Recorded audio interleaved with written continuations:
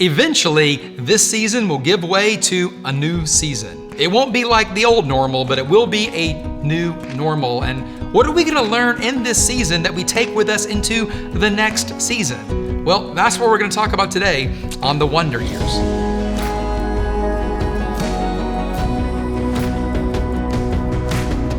I got to tell you, I can't wait for things to return back to normal. Now, I know the new normal won't be like the old normal, but any version of returning to normal just seems really appealing right now. Like, for instance, in the new normal, I sure hope we can get a haircut. I'm a couple of weeks away from looking like 1991, and it didn't look good then, and I don't think it's going to look good now. I can't wait to go back and eat in a restaurant. That's going to be amazing. I can't wait to get to go to work, not in my basement. I can't wait to see a coworker. I can't wait to appropriately side hug a coworker. It's going to be amazing. I can't even wait to go to our conference room again. I used to feel like all I did is go to meetings. Now I would love to go to a non-digital meeting.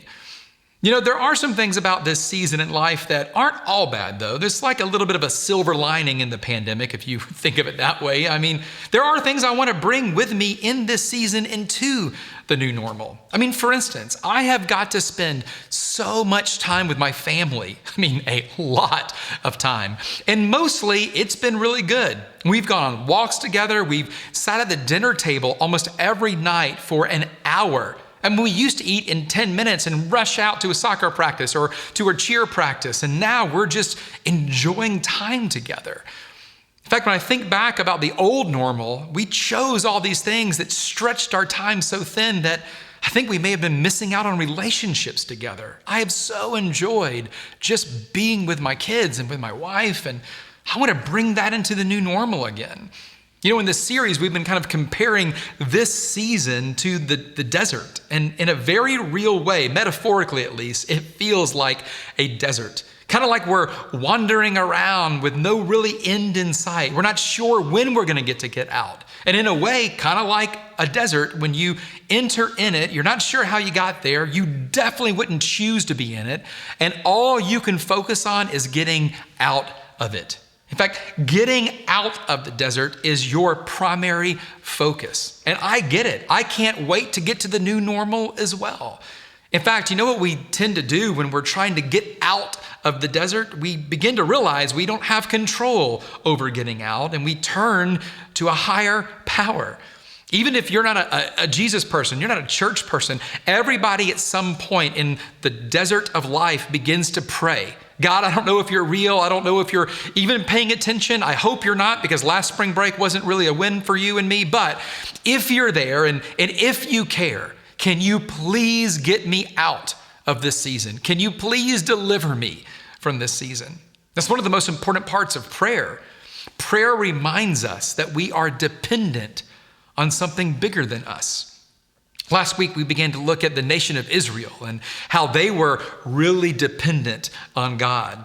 I'll tell you a really quick recap here. They are a nation in slavery. They kind of grew up in slavery. Like all nations, it started with just a handful of people, but it eventually grew into a nation, and Egypt watched it grow and began to get a little afraid of the Israelites, and so they enslaved them all. But even though they were enslaved, they grew in numbers and grew in numbers. And in slavery, living in a real desert and experiencing a desert in life, they cried out and prayed to their God. They wanted to be delivered. They wanted freedom from the oppression of Egypt. And God heard their prayers, and God answered their prayers. We read about that in the book of Exodus, chapter 3. Here's exactly kind of how God heard and what he decided to do. It reads this: the Lord said, I have indeed seen the misery of my people in Egypt. I have heard them crying out because of their slave drivers, and I am concerned about their suffering. Isn't that amazing? To think that God hears, he sees, and he is concerned about you and about any version of suffering in our lives. He cares. Even if you don't care about him, he cares for you. He continues, so I have come down to rescue them from the hand of the Egyptians and to bring them out of that land into a good and spacious land, a land flowing with milk and honey. Now, when we think about a land flowing with milk and honey, I don't know, that actually sounds kind of awesome. Milk and honey is pretty awesome. But can you imagine being an Israelite and hearing this message from God? Not only is God going to free you from slavery, he's going to provide for you something you could hardly even imagine. This is why it's called the Promised Land, because it was promised to them years and years and years back. But it was even better than they could wish, dream, or even imagine. As the story goes, Moses is called by God to go to Pharaoh, and they go back and forth for a while. And eventually, Pharaoh decides to let his slave labor force go. And well over 1 million people, maybe even 2.5 million people, the Israelite, God's chosen nation, exits Egypt. And they are free, but they are far from not in trouble. Because wandering through the desert for 40 years presented a lot of issues. Several times they would grumble against God, be frustrated with Moses, their leader, because they were hungry, they were thirsty. I mean, early in the story, they were being pursued by Egypt, and they were stuck between the river and the army, and they didn't know what to do. But every single time they cried out to God, God provided for them. Sometimes exactly what they were hoping for. Sometimes he provided in ways they had no idea or couldn't even imagine. What we learned last week, at least in the story of Israel, and I think it's super applicable to our story too, is that deliverance in the desert came through a dependence on God. That deliverance in the desert came through a dependence on God. There's a lot we can learn about that in our current situation.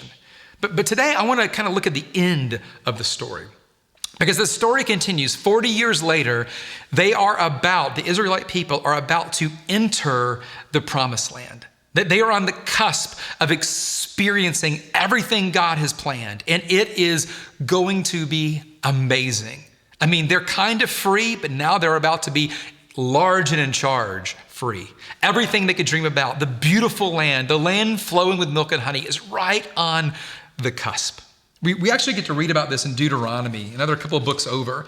In Deuteronomy chapter 8, God is giving his nation, his people, a little bit of a warning before they enter into this new promised land. Now, really quick, I'm going to show you what he says, but it is so applicable for you and for me today, because we eventually are going to leave this desert-like season. And we are going to enter not a land flowing with milk and honey, although that would be amazing, but we are going to re-enter some version of normalcy. Things are going to be a little better. We're probably going to be removed, at least from the danger of sickness. We're going to probably, hopefully, all have jobs, or all those things will kind of come back. Soccer will come back. Haircuts will come back. And we're going to have the exact same temptation that Israel had. And God wanted to warn them. I think he wants to warn us as well. Here's what he said to them before they crossed the Jordan and entered into that promised land. Deuteronomy 8, verse 1. Be careful to follow every command I am giving you today, so that you may live and increase and may enter and possess the land the Lord promised on oath to your ancestors. Now be careful, he says. Not because I want you to obey the commands so that I'm happy with you or pleased with you, but be careful to obey my commands because I'm giving you commands for your benefit, not for my benefit. I want you to live long. I want your life to be amazing. And so following my commands will help your life be better. He says, be careful to follow those commands. He continues, remember how the Lord your God led you all the way in the wilderness these 40 years to humble and test you in order to know what was in your heart, whether or not you would keep his commands. Now, I got to tell you, when I read that, I think, why would you need to humble them? 40 years in the desert, that is humbling enough, isn't it? But do you know why they needed to be humbled? Because they were people. Just like you and just like me. You know, as a person, our natural temptation is to lean towards self-sufficiency, self-dependency, and to lean into pride, not humility. And God is reminding them, you need to be humbled. You need to be tested in your humility. Because if you're not, you're going to turn back to yourself. And I'm just warning you not to do that, Verse 3, He humbled you, causing you to hunger, and then feeding you with manna, which neither you nor your ancestors had known, to teach you that man does not live on bread alone, but on every word that comes from the mouth of the Lord. You know, when we think about the season we are in, it is interesting. We begin to wonder, did God cause this? Did God allow this? And that's a great conversation maybe for another day. I think maybe the more important conversation is that who caused it is way less important than what we can learn from it. Who caused it? I mean, that's interesting, but who caused it? That's way less important than what we can learn in it and what we can learn from it and even through it. And what God is trying to teach his people, and I think you and me, is that dependence on him is what matters the most. In fact, that's what he says, that everything comes from me. Don't forget that. Remember that. The conversation continues. Observe the commands of the Lord your God, walking in obedience to him and revering him. For the Lord your God is bringing you into a good land, a land with brooks, streams, and deep springs gushing into the valleys and hills. A land with wheat and barley, vines and fig trees, pomegranates, olive oil and honey. A land where bread will not be scarce and you will lack nothing. A land where the rocks are iron and you can dig copper out of it. What an unbelievable promise. What an unbelievable promise. I mean, they're hungry and God provides manna and he says, but you're about to lack nothing. There'll be more bread than you can possibly eat. It was a beautiful promise of a beautiful land. They were on the cusp of entering it. But then God kind of takes a little bit of a turn because he wants to remind them of something really important. He says in verse 10, when you have eaten and are satisfied, praise the Lord your God for the good land he has given you. Be careful that you do not forget the Lord your God, failing to observe his commands, his laws, and his decrees that I am giving you today. Eventually, you're going to be satisfied. You're going to have everything you need. But when you do, don't forget the Lord your God. Otherwise, when you eat and are satisfied, when you build fine houses and settle down, and when your herds and your flocks grow large and your silver and gold increase, and all that you have is multiplied, when everything is great, when everything is better than you could have imagined, then your heart will become proud and you will forget the Lord your God, who brought you out of Egypt, out of the land of slavery. You may say to yourself, my power and the strength of my hands have produced this wealth for me. And isn't that our temptation? Like when things are good, we don't blame God, we give ourselves the credit. I mean, when things aren't as good, we want to blame God. And then when things are good, we want to take all the credit for it. Look at what I did. Look at what I produced. Look at what I deserve from my work, from my intelligence. And God says, no, don't accidentally fall into that trap. Instead, but remember the Lord your God. Remember the Lord your God. For it is he who gives you the ability to produce wealth, and so confirms his covenant, which he swore to your ancestors, as it is today. And as it is today too, to remember the Lord your God. Now, I don't know if you know the rest of the story, but the nation of Israel, God's chosen people, they cross the Jordan River and they enter into the promised land, and it was even better than they imagined. Their houses were beautiful. Their herds and flocks grew. There were pomegranates and fig trees and more bread than they could possibly be. Everything that God promised, they had. And you know what they did? They began to forget the Lord their God. They forgot to remember. They forgot to remember. In fact, listen, almost the entire Hebrew scriptures, the Old Testament, almost the entire story is the story of God's chosen people, the nation of Israel, forgetting God and things going bad, and remembering God and things getting better. I mean, it's a roller coaster of spiritual connection with God over and over and over again. When they would remember God and obey his commands, life would get good. Not because God was rewarding them, but because when you obey his commands, things always get better. But then they would forget God in the good times, and they would depend on themselves, and things would go awry. That's the story of Israel. And I hate to say it, but that's kind of the story of me. It's probably the story of you. I mean, depending on God delivers me in the desert, But depending on me destroys me in the promised land. It always does. Depending on God always delivers me in the desert, but then I begin to depend on me. And depending on me always destroys me when I'm in the good land of the promised land, when things are good, when our family is good, when no one's sick, when all the grades are good, when our jobs are good. And that's just the temptation. But that's what God was warning Israel about, and it's what he's warning us about. That's what happened to Israel. And that matters for us. And here's why it matters. Eventually, this season is going to be over. Eventually, we will move past COVID-19. Eventually, we'll move past social distancing.